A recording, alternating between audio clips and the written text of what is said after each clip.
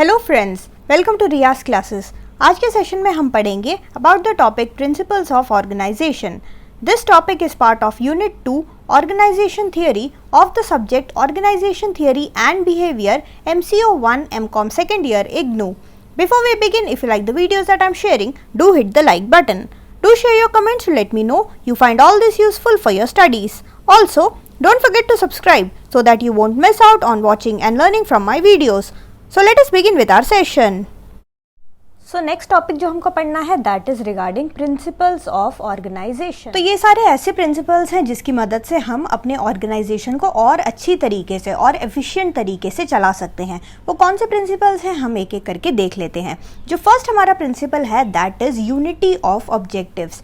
हमारा जो एंटरप्राइज है वो सर्टन ऑब्जेक्टिव्स को अचीव करने के लिए काम करता है, ठीक है। तो हमारा every part of the organisation, हमारे ऑर्गेनाइजेशन के सारे पार्ट्स यानी कि सारे डिपार्टमेंट, सारे पीपल इन्वॉल्व, एवरीथिंग, सारे जो रिसोर्सेज है, हर चीज़ जो है एक ही डायरेक्शन में होना चाहिए, that is to achieve the objective, ठीक है। तो एवरी मेंबर, सारे जितने भी मेंबर्स हैं उन सबको पता होना चाहिए कि हम इस ऑर्गेनाइजेशन में हमारा रोल क्या है। सारे के सारे डिपार्टमेंट्स को पता होना चाहिए कि हम जो भी एज अ डिपार्टमेंट हम टारगेट्स को अचीव कर रहे हैं उससे ऑर्गेनाइजेशन का गोल अचीव होना चाहिए, ठीक है। सो सारे के सारे ऑर्गेनाइजेशन, सारे के सारे जो डिपार्टमेंट्स हैं, सारे के सारे जो लोग हैं, सबऑर्डिनेट्स हैं, उन सब का एफर्ट जो है it should all be directed towards one single objective, that is the accomplishment of certain objectives that our organization has already made. जो सेकेंड हमारा प्रिंसिपल है that is division of work and specialisation. तो जो पूरा का पूरा entire organisation है हम उसको वेरियस पार्ट्स में डिवाइड कर देंगे, ठीक है। वेरियस पार्ट्स यानी कि हम उसको वेरियस डिपार्टमेंट्स में, डिविजन्स में डिफरेंट हम लेवल ऑफ मैनेजमेंट बना देंगे, सुपीरियर बनाएंगे, एक सबऑर्डिनेट बनाएंगे।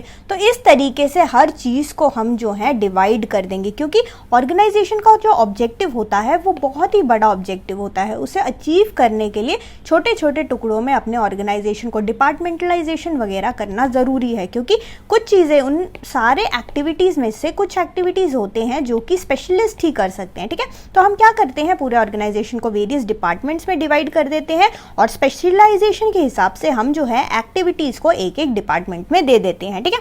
तो इससे क्या होगा, हमारा जो वर्क है, इंडिविजुअल एक्टिविटीज जो है डिपार्टमेंट्स जो है वो अचीव कर लेते हैं, जिसके कारण हमारा जो ओवरऑल ऑब्जेक्टिव है ऑर्गेनाइजेशन का वो अचीव हो जाता है। Third one is definition of jobs. So every position in the organization should be clearly defined in relation to other positions in the organization. यानी कि सारे जॉब्स हैं, जो जो एक्टिविटीज़ आपने बना रखी हैं, जो जो जॉब्स हैं, वो सारा स्पेसिफिकली आपको डिफाइन करना पड़ेगा ऑर्गेनाइजेशन में। यानी कि एक जॉब के अंदर एक बंदे को क्या क्या ड्यूटीज़ परफॉर्म करनी है, क्या क्या उस ड्यूटीज़ के साथ आपको रिस्पॉन्सिबिलिटी आएंगी, वो सारा चीज़ें जो है क्लियरली डिफाइंड होना चाहिए। और सुपीरियर सबऑर्डिनेट का रिलेशनशिप भी it should be properly defined, ताकि अथॉरिटी और रिस्पॉन्सिबिलिटी हर चीज़ जो है वो ढंग से काम सारा हमारा हो सके।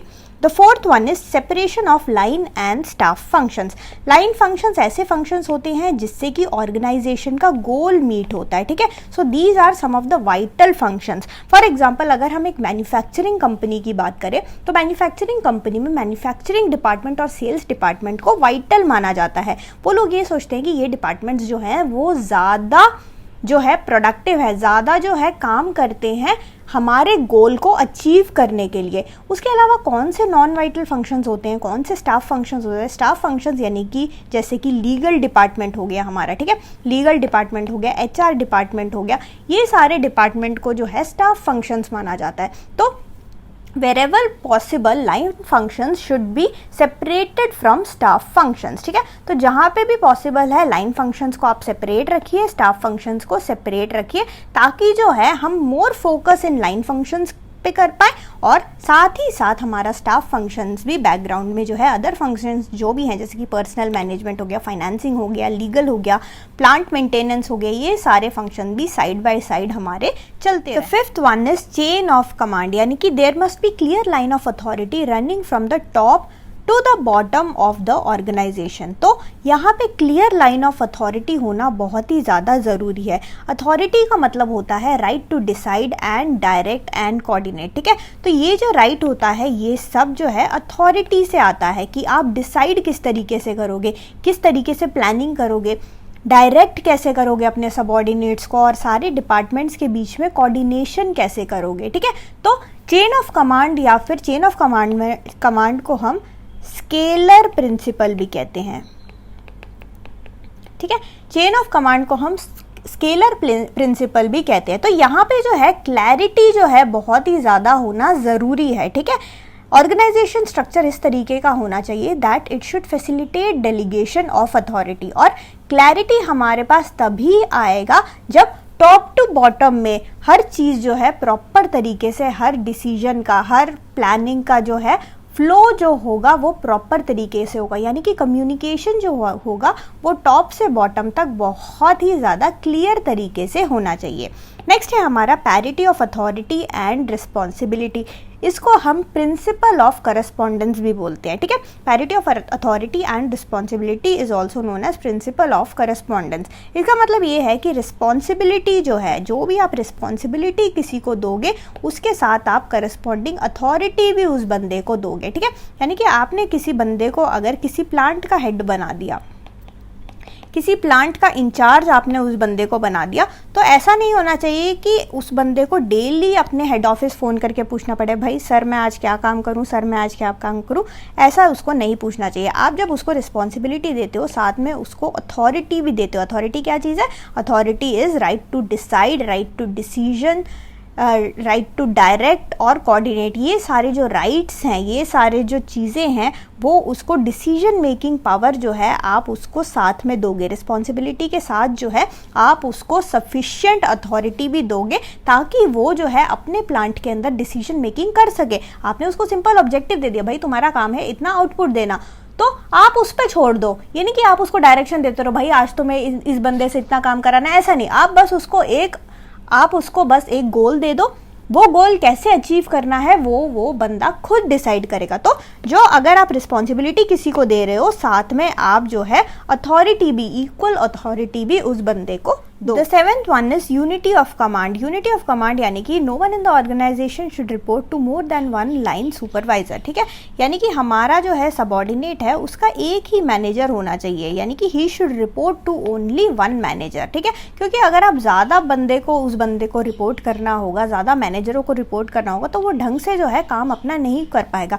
क्योंकि एक मैनेजर बोलेगा भाई तुम इस तरीके से काम करो, दूसरा बोलेगा तुम इस तरीके से काम करो, तो हमारा जो एक्चुअल फंक्शन करने वाले ये जो वाइटल लोग हैं, ये लोग जो है अपना प्रॉपर तरीके से काम नहीं कर पाएंगे। तो अगर हमारे ऑर्गेनाइजेशन में प्रॉपर एफिशिएंट तरीके से काम चाहिए तो यूनिटी ऑफ कमांड होना बहुत ही ज़्यादा ज़रूरी है, ठीक है। So no one in the organisation should report to more than one line supervisor.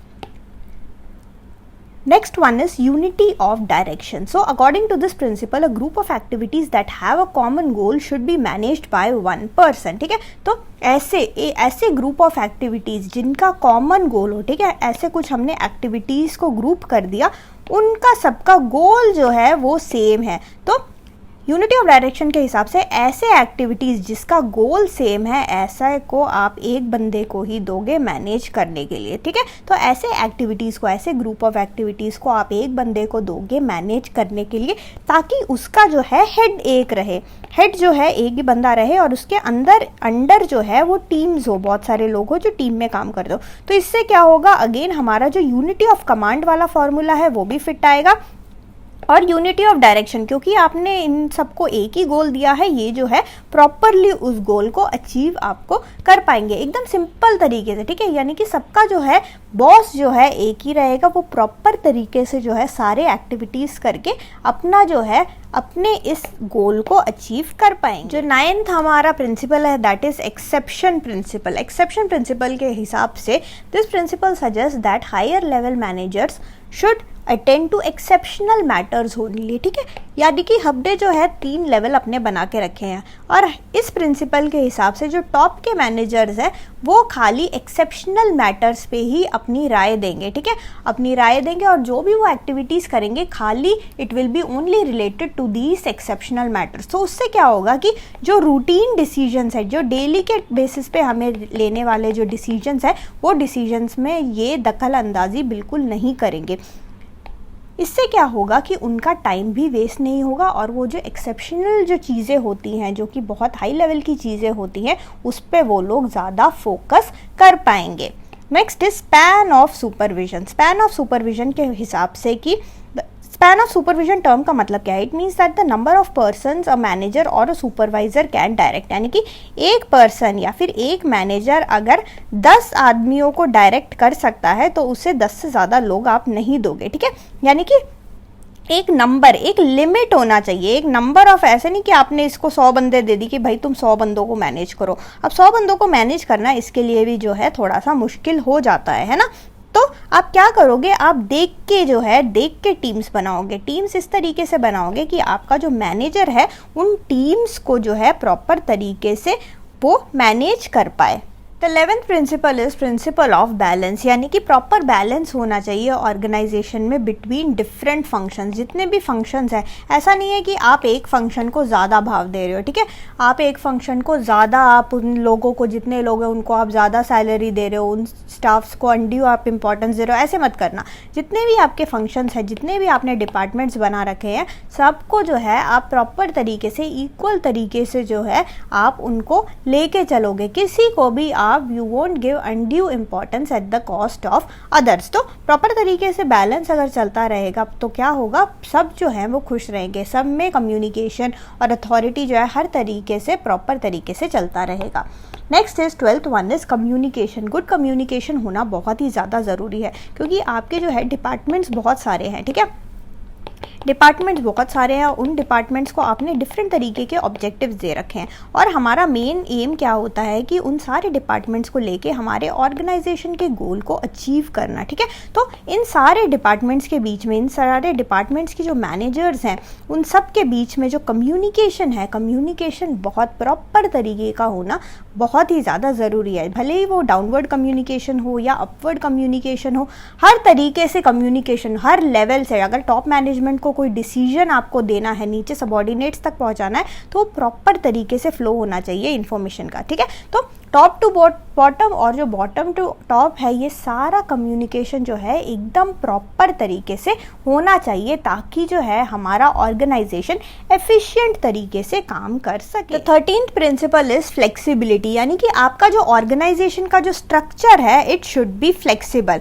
क्योंकि आपका जो ऑर्गेनाइजेशन है वो आइसोलेशन में काम नहीं करता। बहुत सारे बाहर के फैक्टर्स होते हैं जो कि हमारे ऑर्गेनाइजेशन के फंक्शनिंग को अफेक्ट करते हैं। तो इन सारे फंक्शंस के हिसाब, इन सारे एनवायरमेंटल फैक्टर्स के हिसाब से हमारे ऑर्गेनाइजेशन को चेंज भी करते रहना पड़ता है। तो ऑर्गेनाइजेशन में फ्लेक्सिबिलिटी होना जो है बहुत ज़्यादा ज़रूरी है ताकि वो अपने एनवायरमेंट के हिसाब से चेंज कर पाए, ठीक है। The next one is continuity. Continuity again it means that change जो होता है हमेशा ही चलता रहता है। तो ऑर्गेनाइजेशन के बाहर भी है, डिफरेंट तरीके के चेंजेस जो है आते रहते हैं। पॉलिटिकल एनवायरनमेंट में चेंजेस हो गया, टेक्नोलॉजी की अगर आप बात देखो, टेक्नोलॉजी जो है बहुत ही तेज़ी तरीके से चेंज होता रहता है ना। हर साल जो है, हर साल क्या, कुछ महीनों में ही टेक्नोलॉजी में जो है आपको चेंजेस देखने को मिलते हैं। तो ऐसे चेंजेस से कंटिन्यूसली जो है हमारे ऑर्गेनाइजेशन को भी चेंज करते रहना चाहिए। तो हमारा ऑर्गेनाइजेशन का जो स्ट्रक्चर है, जो स्ट्रक्चर हमने बनाया है, वो इस तरीके का होना चाहिए कि वो जो है जल्दी से अडेप्ट कर सके to any changes that takes place in our environment. तो ये सारे जो है हमने प्रिंसिपल्स देखे, ये हमने क्या देखे, प्रिंसिपल्स ऑफ ऑर्गेनाइजेशन देखा, ठीक है। So these principles of organization are guidelines for planning an efficient organization structure। तो अगर आपको एक organization structure ऐसा बनाना है कि वो एकदम एफिशिएंट हो, तो आपको ये सारे के सारे प्रिंसिपल्स जो है फॉलो करने पड़ेंगे। कौन कौन से प्रिंसिपल्स देखे हमने? Unity of objectives, division of work and specialisation, definition of jobs, separation of line and staff functions, chain of command या फिर उसको हमने स्केलर प्रिंसिपल भी नाम दिया है, parity of authority and responsibility, या फिर इसको हम प्रिंसिपल ऑफ करस्पॉन्डेंस भी बोलते हैं, unity of command, unity of direction, exception principle, span of supervision, principle of balance, communication, flexibility and last one is continuity. ठीक है, सो ये सारे प्रिंसिपल्स जो है हमको फॉलो करने हैं अगर हमें एक एफिशिएंट ऑर्गेनाइजेशन स्ट्रक्चर तैयार करना है तो। So thank you so much for watching. Like, share and subscribe to Riya's classes. Thank you and bye bye.